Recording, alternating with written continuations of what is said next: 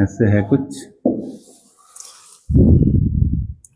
इसमें क्या क्या दिया हुआ पहले ये देख लीजिए। कह रहा है कि रिवॉल्वर के एक ठोस बेलन में एक बार में 6 गोलियां लोड की जा सकती हैं। बेलन में 6 सर्वांगसम वृत्त है। छोटका छोटका जो वृत्त है ना, वो 6 का साइज बराबर है, सर्वांगसम है।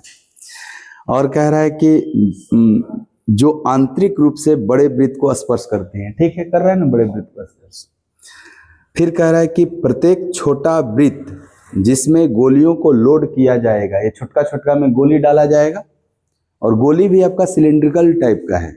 देखिए बोल रहा है प्रत्येक छोटा वृत्त जिसमें गोलियों को लोड किया जाता है बाहरी रूप से इसके आसन वृत्त को भी स्पर्श करता है। यानी अंदर जो गोली डालेंगे हम, वो भी इसको स्पर्श करेगा ऐसे पूरा, ठीक है। यदि गोली और बेलन की लंबाई समान है, कहने को इसमें जो हम गोली अनलोड करेंगे, गोली जो लोड करेंगे इसमें, उसकी लंबाई और ये जो बेलनाकार है रिवॉल्वर, इसकी लंबाई समान है, तो ये सिलेंड्रिकल टाइप का है। और उसका जो हाइट है उतने गोलियों का हाइट है। हालांकि ऐसा होता नहीं है, बट इस सवाल में है कि गोली जितना लंबा है उतना ही लंबा ये रिवॉल्वर भी है। जैसे आपने देखा होगा, ऐसे खोलते हैं उसको, तो जो सिलेंड्रिकल टाइप का होता है तो उसमें होल रहता है 6 ठो, जो वो उतना ही लंबा होल रहता है जितना वो खुलता है। आपका रिवॉल्वर देखा होगा खिलौना मेला में नहीं बेचता है बच्चों वाला, तो उस टाइप का। तो उसका लंबाई और बुलेट का लंबाई सेम है, यानी हाइट सेम हो गया दोनों का। साथ ही साथ कह रहा है क्या कि बुलेट के व्यास के बराबर है। यानी जो बुलेट का व्यास 2r होगा अगर, तो वो हाइट भी 2r है। यानी h क्या है, 2r के बराबर है। व्यास त्रिज्या का डबल होता है आपका। तो कह रहा है कि बुलेट की त्रिज्या ज्ञात कर दो यदि अनलोडेड बेलन का आयतन 384 पाई है। अनलोडेड बेलन का मतलब सर, बेलन के आयतन में से गोली का आयतन घटेगा तब ना अनलोडेड होगा। तो आप कहोगे बेलन का आयतन तो सर होता है पाई r स्क्वायर h। अब इसका r तो आपको निकालना पड़ेगा भाई, ध्यान से देखना। नहीं, ये r जो है ना, ये गोली का है। ये स्मॉल रेडियस हमने बुलेट का रेडियस माना है और वो पूछा है। और हमें ये पूरा का पूरा ये जो है रिवॉल्वर से, हाँ, मैगजीन जिसमें डाल रहे हो गोली, उसका रेडियस तो भी निकालना बाकी है आपको। तो आपको ये कैसे निकलेगा, ध्यान से देखो। अगर इन सबको मिला दिया जाएगा, कहने का मतलब यही ना है रेडियस। आप देखिएगा ना, तो एक तो कॉन्ग्रुएंट सर्किल इसमें और बैठ जाएगा समान साइज का। तो जब उसको मिलाएंगे तो कहने का मतलब ये 2r और ये r, इसका ना रेडियस 3r हो जाता है। जैसे यहां से यहां तक r, यहां से यहां तक r, यहां से यहां तक r। तो जो ये बड़ा वाला सर्किल है ना, इसका रेडियस 3r हो जाता है। तो पाई r स्क्वायर इंटू h, बेलन का आयतन होता है ना, पाई r स्क्वायर इंटू h, और जिसका h जो है वो तो 2r के बराबर है। ऐसे लिखेंगे 2r।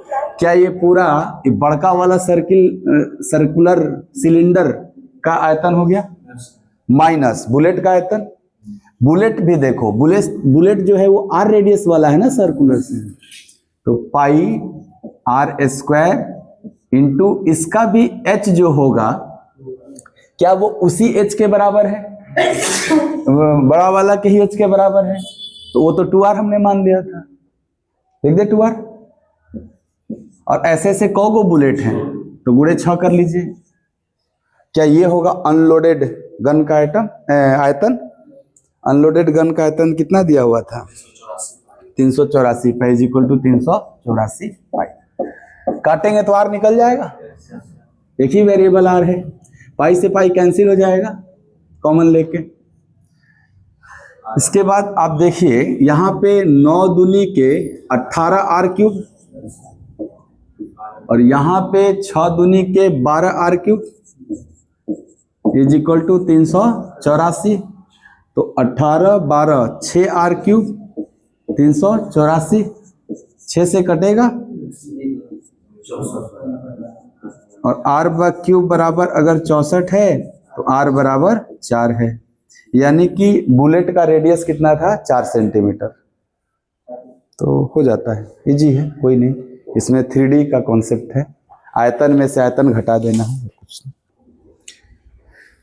इस फिगर में एक फिगर दिया हुआ है आकृति और इसमें कुछ जानकारियां हैं कि जो O है वो वृत्त का केंद्र है और एंगल AOD ये पूरा 120 डिग्री है।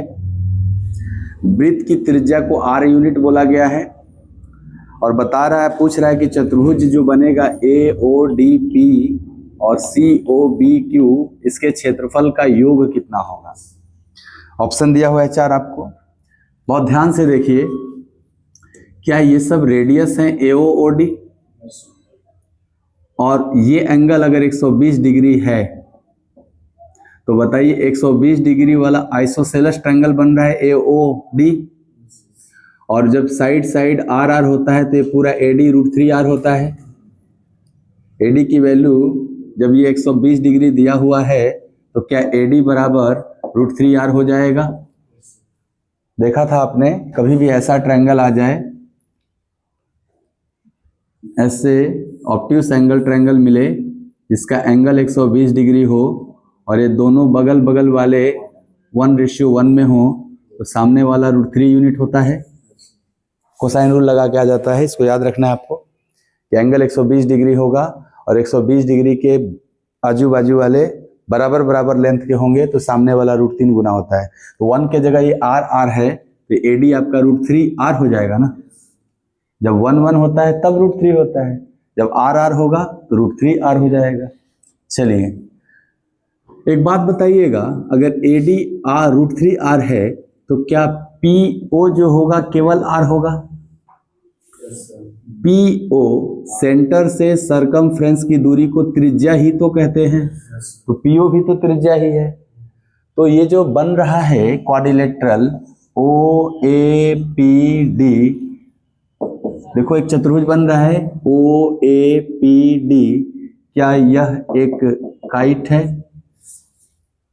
उसमें क्या होता है काइट में कि सर इनके डायगोनल एक दूसरे को 90 डिग्री पे इंटरसेक्ट करते हैं और ये दोनों आपस में बराबर होते हैं और ये दोनों आपस में बराबर होते हैं, तो हो ही जाएगा। पाइथागोरस लगाओगे ना, देखो ये दोनों त्रिभुज को अगर देखिएगा ना छोटका को, तो आपस में सर्वांगसम त्रिभुज हो जाएगा, क्योंकि ये दोनों आपस में बराबर बाइसेक्ट होते हैं काइट में, और ये चूंकि कॉमन साइड हो जाएगा तो हाइपोटेनस भी तो सेम हो जाएगा, इसलिए ये कौन सा शेप बन रहा है काइट।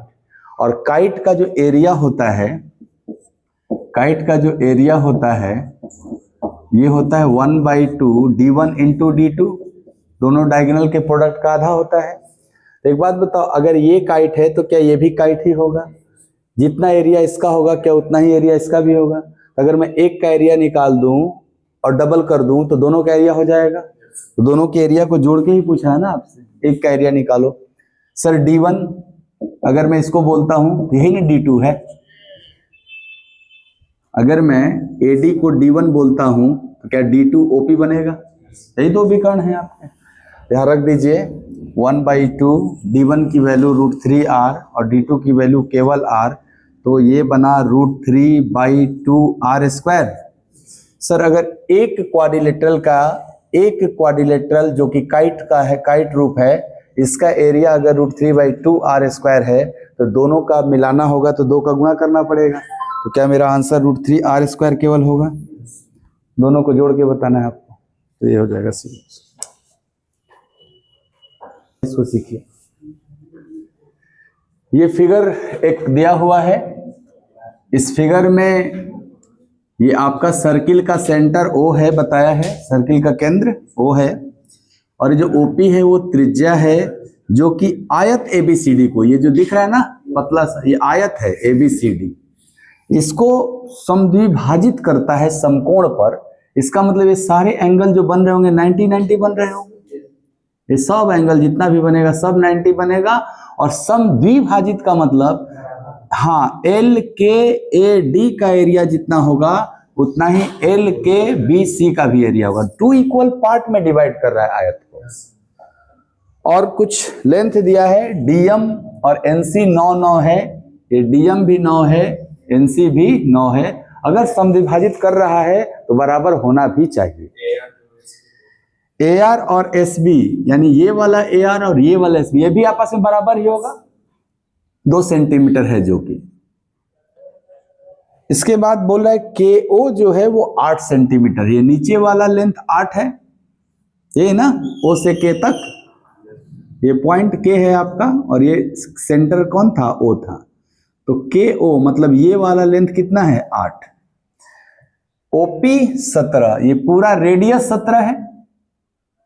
ओपी का 17 होना यानी वृत्त की त्रिज्या में 17 है, यानी जहां जहां त्रिज्या लेंगे सब 17 रहेगा।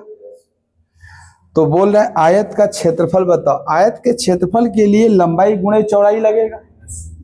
आयत का क्षेत्रफल रेक्टेंगल का area length into breadth, rectangle का एरिया चाहिए तो लंबाई गुणे चौड़ाई करना पड़ेगा।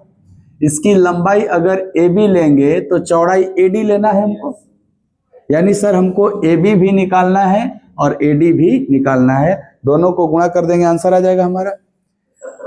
बहुत अच्छा,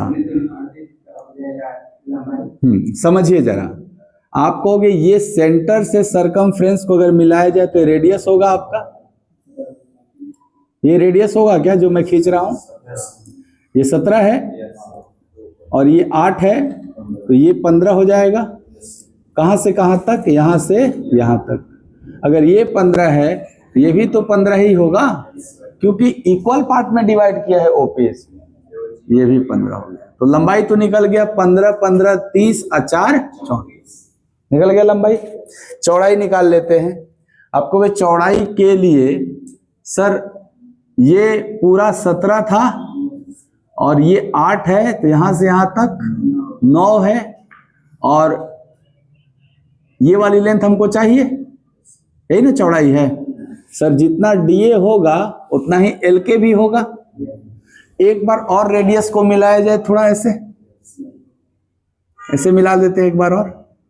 ये भी 17 है पूरा और ये 17 है, तो ध्यान से देखना ये जितना लंबाई 34 नीचे है उतना ही 34 ऊपर भी तो होगा।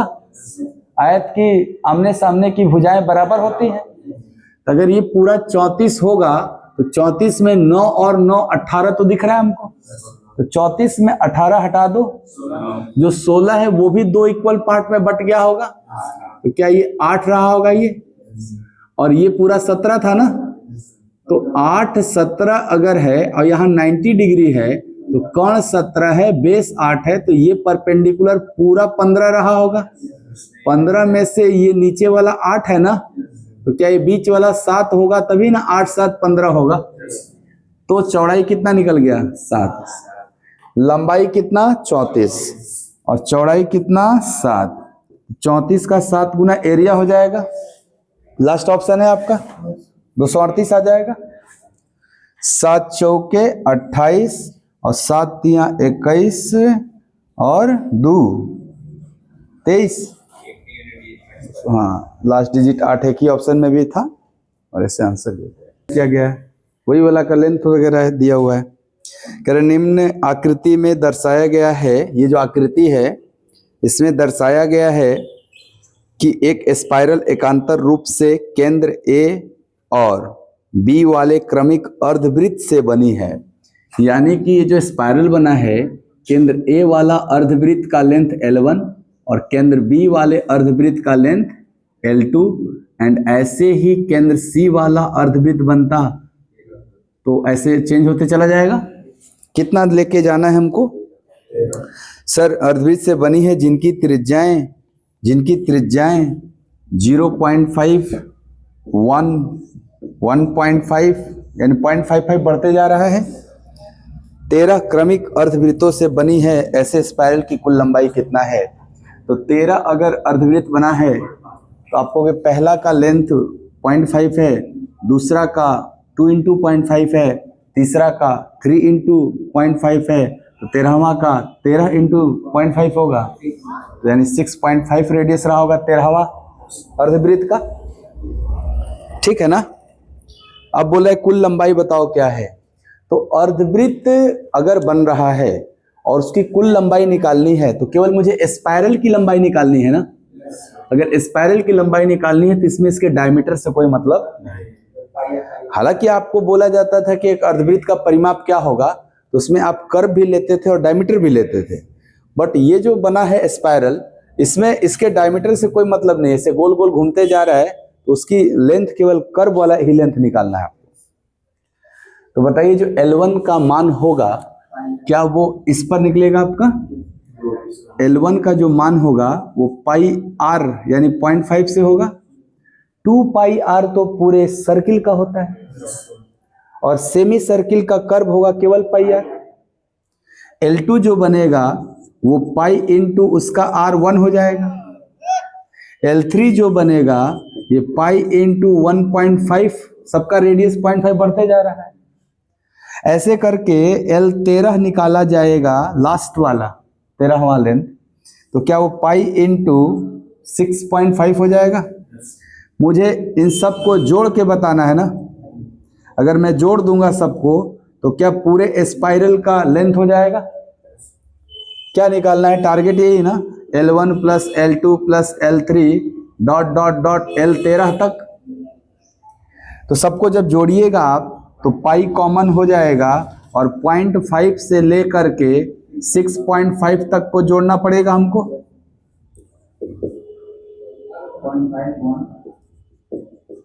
6.5 तक जोड़ना होगा ना। एपी सीरीज दिखेगा आपको, और एपी सीरीज का जो योगफल होता है average into number of term से निकल जाता है। एवरेज तो फर्स्ट प्लस लास्ट बाई 2 हो जाता है। तो 0.5 और 6.5 अगर जोड़ेंगे तो 7/2 हो जाएगा। तो आपको एवरेज हो गया 7/2 इंटू नंबर ऑफ टर्म, तो 13 है ना रहेगा, 13 को लिए हैं तो कितना हो जाएगा 13 सत्ते 91 का आधा। अच्छा पाई का मान भी रखना है। अच्छा ऑप्शन में पाई हट गया तो 22/7 रख दिया जाए। तो आपको हो गया 7/2 इंटू 13। 7 से 7 कैंसिल, 2 से 11 143, यानी 143 पूरे स्पाइरल का लेंथ हो जाएगा। और ठीक है, सी ऑप्शन आपका है 143।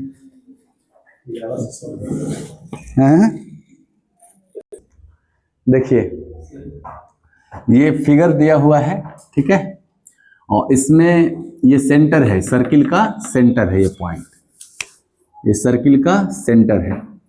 और बोल रहा है कि ये जो सैडेड एरिया है ये कितना है, ये छायांकित भाग का क्षेत्रफल निकालना है और ऑप्शन पाई के रूप में दिया है। इस सर्किल का रेडियस 1 सेंटीमीटर दिया हुआ है। तो आप ध्यान से देखो कि अगर इधर पहले इस एक ठो को देखो, इधर वाला त्रिभुज को, ये 90 है और ये 45 है, तो यहाँ भी 45 ही होगा। यानी सर ये आइसोसेलस राइट एंगल ट्रायंगल है, और आइसोसेलस राइट एंगल ट्रायंगल में समान कोण के सामने की भुजा समान होती है। इसलिए अगर रेडियस 1 है ये वाला भी 1 होगा। समद्विबाहु समकोण त्रिभुज है, आइसोसेलस राइट एंगल ट्रायंगल है, और आइसोसेलस राइट एंगल ट्रायंगल में परपेंडिकुलर लेंथ और बेस लेंथ आपस में बराबर होता है। हाइपोटेनस √2 यूनिट हो जाता है। तो अगर रेडियस 1 है तो इसका मतलब परपेंडिकुलर 1 है तो बेस भी 1 होगा। तो क्या वही चीज इधर भी लागू है। हाँ सर यहाँ भी 90 है, ये 45 है, ये भी 45 होगा, तो ये 1 है, तो ये भी क्या होगा। तो बताइए ये जो ट्रायंगल हमको एक दिखाई दे रहा है, इसका पूरा बेस 2 सेंटीमीटर और इसका हाइट एल्टीट्यूड 1 सेंटीमीटर। हम इस ट्रायंगल का एरिया निकाल सकते हैं, और ट्रायंगल के एरिया में से ये जो सेक्टर बना हुआ है सर्किल के अंदर 90 डिग्री वाला सेक्टर बना हुआ है, अगर इस सेक्टर एरिया को घटा देंगे तो सैडेड जोन का एरिया निकल जाएगा। तो सैडेड जोन का एरिया निकालना है triangle area minus sector area. Sector area, triangle area होगा हाफ बेस 2 सेंटीमीटर, 1 पूरा 2 सेंटीमीटर हो जाएगा बेस, और height 1 centimetre minus sector area होता है थीटा बटा में 360 पाई आर स्क्वायर, आर तो 1 ही है ना, थीटा, ये थीटा पूरा एंगल, सेंट्रल एंगल को बोलते हैं थीटा, तो सेंट्रल एंगल 90 हो गया ना सेक्टर के लिए, तो 90 बटा 360 गुणे पाई आर स्क्वायर, आर तो एक ही था आपका, तो आपको सर ये हो गया 1, 2 से 2 कट गया तो माइनस 1/4 पाई/4, तो 4 माइनस पाई/4, 4 माइनस पाई/4 सी ऑप्शन है। एलसीएम लेंगे तो 4 माइनस पाई/4 हो जाएगा, तो सी ऑप्शन है आपका आंसर, साइडेड जोन। देख लीजिए सवाल, बहुत अच्छा सवाल है। प्रश्न क्या है पढ़ देता हूं मैं। एक तार को एक वृत्त के आकार में मोड़ा गया जिसका क्षेत्रफल a सेंटीमीटर स्क्वायर है। यदि समान तार को एक समबाहु के आकार में मोड़ा जाए और अगली बार एक वर्ग के रूप में मोड़ा जाए तो सभी तीनों आकार के क्षेत्रफल का अनुपात बताइए। यानी कि एरिया का ही रेशियो बताना है। पहले आपने किस रूप में मोड़ा? सर्किल, फिर आपने इक्विलेटरल ट्रायंगल, फिर आपने स्क्वायर में। 3 शेप दिया है एक ही तार को। अगर एक ही तार से आपने 3 अलग अलग शेप दिया है तो क्या सबका पेरीमीटर सेम होगा? सेम तार लेंथ तो सेम ही रहेगा। तो ऐसे केस में क्या होता है, सबका परिमाप बराबर होता है। तो बताइएगा कि सर्किल का परिमाप 2 पाई आर है ना, और समबाहु त्रिभुज का परिमाप 3a, या ए भुजा होता है इसका, और वर्ग का परिमाप 4x, जहां x इसकी भुजा है, a इसका साइड था और r इसका रेडियस था, तभी ना ये परिमाप आपस में बराबर होंगे, क्योंकि समान तार से बना हुआ है। तो अगर परिमाप बराबर है तो सर पहले इसका रेडियस निकाल लो, तभी तो परिमाप बनेगा। क्या आपके लिए एक डेटा है कि सर्किल का एरिया ACM स्क्वायर है? तो एरिया का मतलब तो पाई आर स्क्वायर होता है। सर्किल का एरिया पाई आर स्क्वायर होता है, जो कि a दिया हुआ है। यहां से r निकल जाएगा a बाई पाई, और ऐसे रूट लग जाएगा r की वैल्यू। ध्यान से देखना, अगर r निकल गया तो क्या इसका पेरीमीटर भी निकल गया? सर r का मान यहां पुट करेंगे तो 2 pi into under root a by pi. ये पेरीमीटर इसके भी बराबर होगा, उसके भी बराबर होगा। तो बताना, जब इसका पेरीमीटर इक्विलेटरल ट्रायंगल के पेरीमीटर के बराबर करेंगे, यानी 3a के बराबर करेंगे, तो यहां से स्मॉल a निकल जाएगा। बोलिए, अगर स्मॉल a निकल जाएगा तो स्मॉल a का वैल्यू 3 से डिवाइड हो जाएगा। तो क्या ये बनेगा 2 pi by 3 under root a by pi. ये क्या निकला? स्मॉल a, जो कि क्या है? इक्विलेटरल का साइड। अगर इक्विलेटरल का साइड पता चल गया तो इक्विलेटरल का एरिया भी पता चल जाएगा।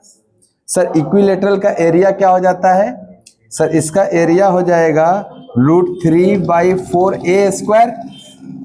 a के जगह पे ये पूरा पुट करेंगे हम, तो बनेगा √3/4a स्क्वायर, यानी इस पूरे का स्क्वायर। तो आप कहोगे 4 पाई स्क्वायर बटा 9, 4 पाई स्क्वायर बटा 9, और सर ये रूट हट जाएगा a बाई पाई। तो आप कहोगे सर हाँ यस, 1 पाई कट जाएगा आपका, और 4 से 4 कट जाएगा आपका।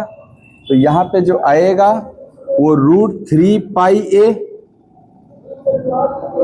By only 9।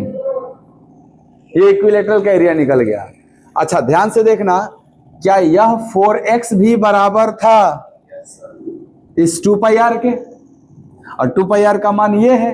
तो एक बार मैं 2 pi under root a by pi, जो कि पेरीमीटर है सर्किल का, इसको मैं वर्ग के पेरीमीटर के बराबर करूंगा 4x के।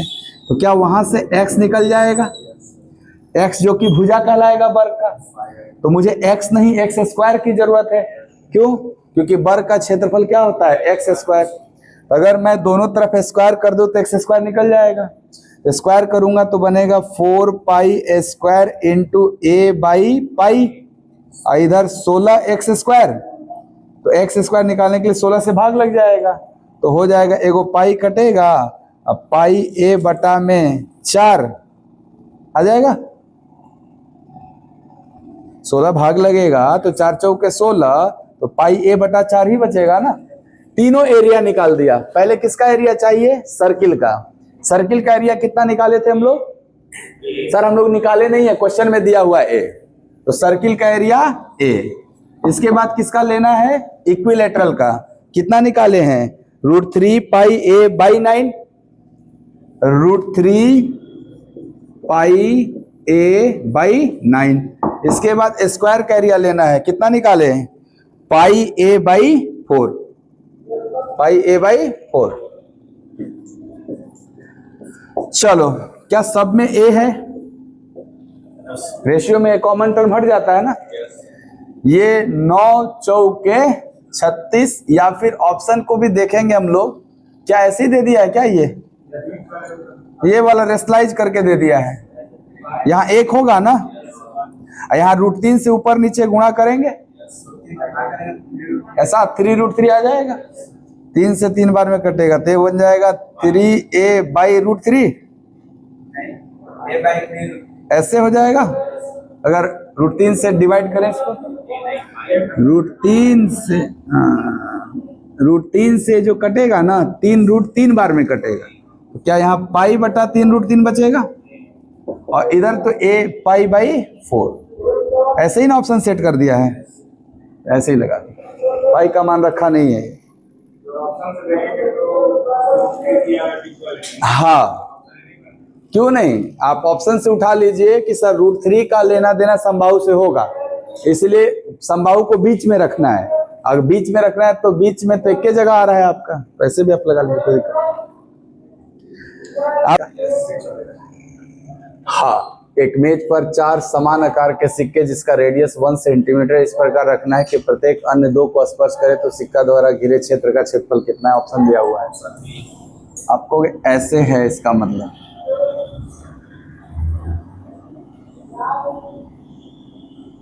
ऐसे कुछ होगा, और इनके द्वारा घिरा हुआ क्षेत्र यही सब न है, इसी का एरिया निकालना आपको। हाँ, आप कहोगे इनके सेंटर को ज्वाइन कर देंगे, स्क्वायर बन जाएगा, और जैसे ही स्क्वायर बनेगा तो स्क्वायर के एरिया में से चारों सेक्टर घटा देंगे, और चारों सेक्टर 90 डिग्री वाला होगा, इसीलिए पूरा एक सर्किल का निर्माण कर देगा। इसका रेडियस 1 सेंटीमीटर था, तो आपको इसका मतलब स्क्वायर का साइड 2 सेंटीमीटर हो जाएगा।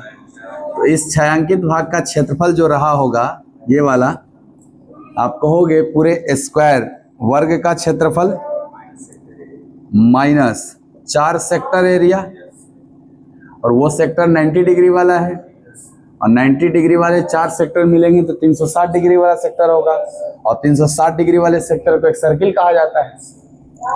तो वर्ग का एरिया, स्क्वायर का एरिया, भुजा स्क्वायर होता है, तो 2 भुजा है ना, तो 2 का स्क्वायर 4, माइनस एक सर्किल का पाई आर स्क्वायर, इसका आर भी तो 1 ही है, रेडियस 1 है, तो 4 minus pi, answer 4 minus pi, answer 4 minus pi, ये ऑप्शन हो जाएगा आसान है।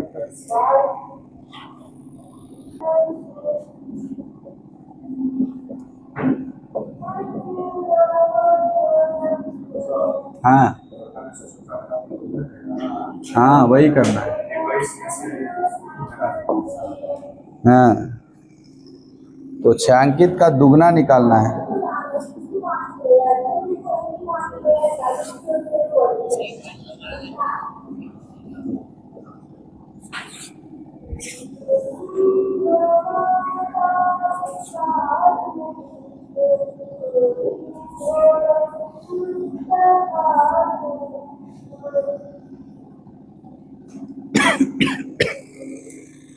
यही प्रश्न है, छायांकित ये जो है ना, इसका डबल निकालना है।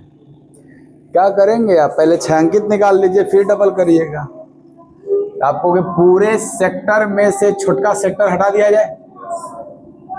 सिंपल है ना ये तो एकदम। ये सेंटर है ओ, तो पूरे त्रिज्यखंड के क्षेत्रफल में से छोटका त्रिज्यखंड का क्षेत्रफल घटा दिया जाए, तो आपको कि पूरा त्रिज्यखंड का रेडियस 21 हो जाएगा और एंगल 30 डिग्री है ना। तो पूरे 360 डिग्री का जो 30 डिग्री होता है वो 1/12 भाग होता है। तो आप कहोगे कि सर जब रेडियस 21 है तो एरिया 154 का 9 गुना होता, लेकिन 1/12 भाग भी करना होगा। या फिर आप सिंपल सोचो, थीटा बटे में 360 पाई आर स्क्वायर होता है ना, तो थीटा 30 डिग्री है और 360 डिग्री है, तो पाई आर एक बार आप लोगे बड़का के लिए 21, क्योंकि ये 7 यहां से यहां तक है और ये 14 यहां से यहां तक है, तो पूरा रेडियस 21 हो जाएगा। क्या इसमें से ये छोटका वाला सेक्टर का एरिया घट जाएगा? आपको ये छोटका वाला का रेडियस 7 स्क्वायर घट जाएगा, बाकी 360 ये थीटा बटा 360 और पाई तो दोनों में रहेगा ना, कॉमन हो जाएगा वो। पाई के फॉर्म में नहीं रखना है, तो ये क्या हो गया 12 तिया 36, 1/12 पाई 22/7 1/12, 12 बार में कटेगा, और ए स्क्वायर माइनस बी स्क्वायर, ए प्लस बी 28 और ए माइनस बी 14, ऐसे हो जाएगा। 7 से 1 चला जाएगा 2 बार में, 2 से 6 बार में, 2 से 14 बार में, या ये भी काट सकते थे आप डायरेक्ट,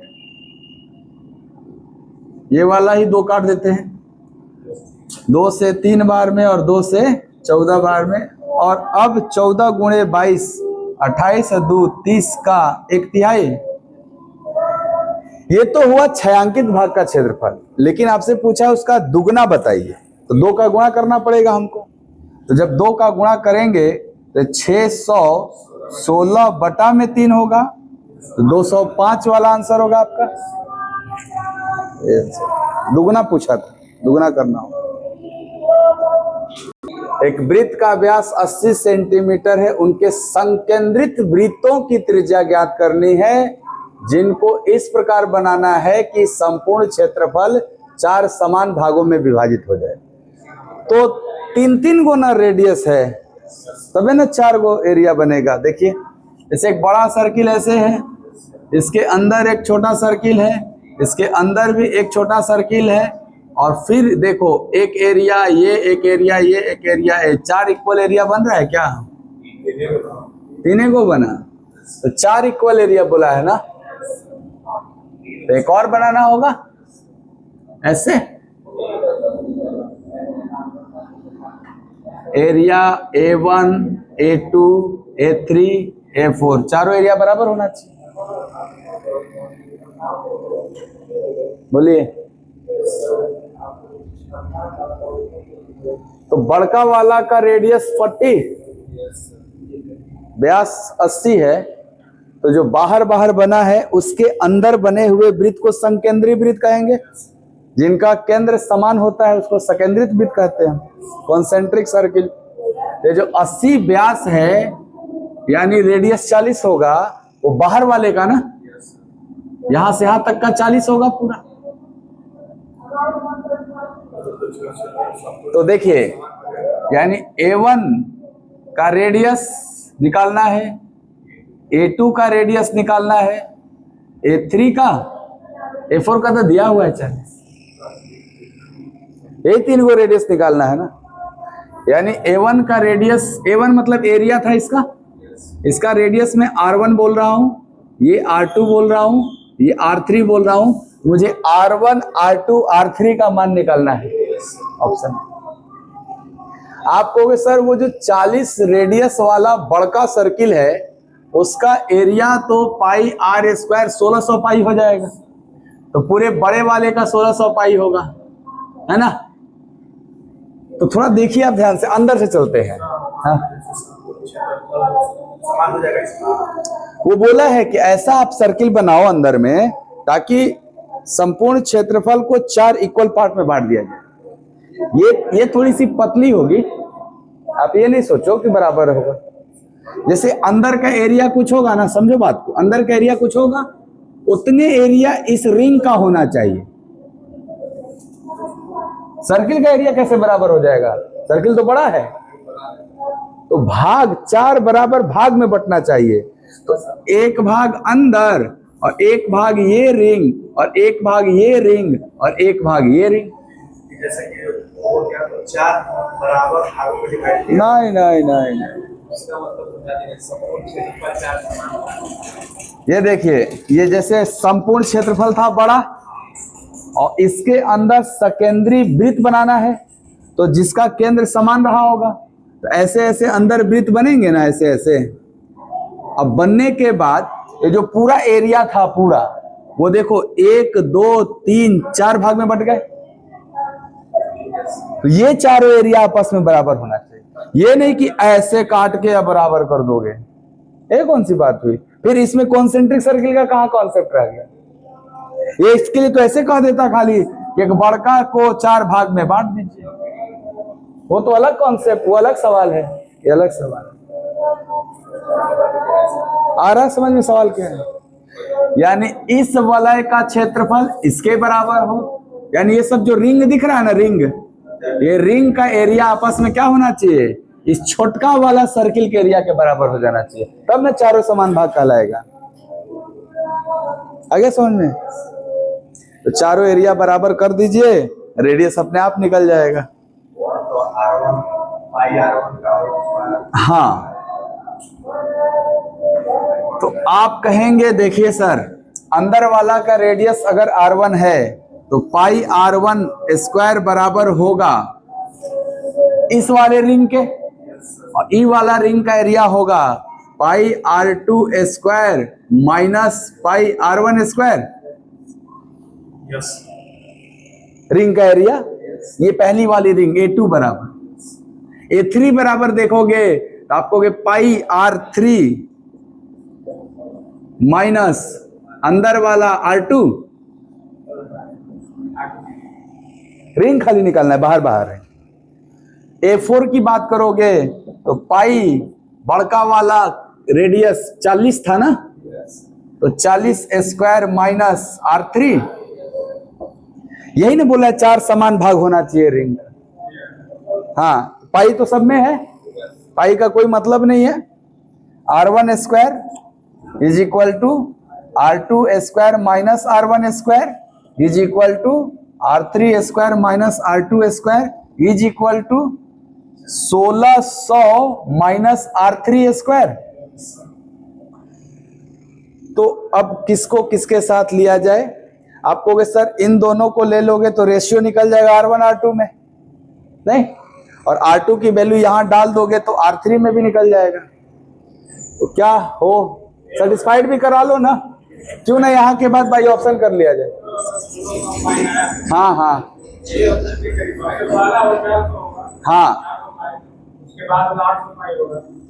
कौन? ये अंदर वाला 400, फिर ये 800, 1200, फिर 1600, ऐसा क्या? ठीक है, तो बताओ R1 ये कह रहा है ना, कौन सा ऑप्शन कह रहे हो आप? ए। तो 20√2, आइए भाई, अगर ये इक्वेशन सही है तो इस पे ऑप्शन सेटिस्फाइड होना चाहिए। 20√2 का स्क्वायर 800, ओके। 20√3 का स्क्वायर 1200 माइनस 800 आया क्या बराबर? R1 यहाँ पर ठीक है। हाँ, अच्छा, इधर उधर लिख दिया गया है, ओके, हाँ ठीक है, हाँ हाँ, ठीक ठीक ठीक, बहुत अच्छा। 20 होगा, 20√2 होगा, 20√3 होगा, हाँ तब ठीक है। 20 का स्क्वायर 20√2 का स्क्वायर और 800 में 400 गया, सेटिस्फाइड है। अच्छा, 20√3 का स्क्वायर, अब 1200 में 800 गया 400, और 1200 1600 में गया ये, तो फर्स्ट ऑप्शन सही है। बट R1 का मान क्या होगा 20, R2 का 20√2 और R3 का 20√3, यानी 1 2 3 का रूट गुना हो गया खैर। सही, ये आंसर सही हो गया।